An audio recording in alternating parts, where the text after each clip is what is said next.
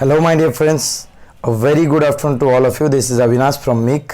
और जैसे आपने थंबनेल में देखा होगा कि good news for those who are waiting for their result for IBPS PO and IBPS clerk. मैं बता दूं कि रिजल्ट आपका 1 तारीख को ही आने वाला है, अप्रैल 1. बिकॉज आपको मालूम है कि IBPS जैसे बड़ी ऑर्गेनाइजेशन कुछ भी चीज़ें चेंज करने से पहले वो आपको इंटीमेट करते हैं. तो इस बार कोई इंटीमेशन नहीं है आपको, यानी कि कोई आपको नोटिफिकेशन नहीं है अभी तक कि रिजल्ट डेट वो पोस्टपोन करने वाले. आपको पता होगा कि जो रिजल्ट लिस्ट था 8th का, उसका पोस्टपोनमेंट के लिए उन्होंने पहले से ही, यानी कि आई थिंक मार्च 23 को उन्होंने नोटिफिकेशन डाला था. तो आप बेफिक्र रहो, जो अपना रिजल्ट को वेट कर रहे हो आप बेफिक्र रहो, रिजल्ट आपका 1 तारीख को आने वाला है.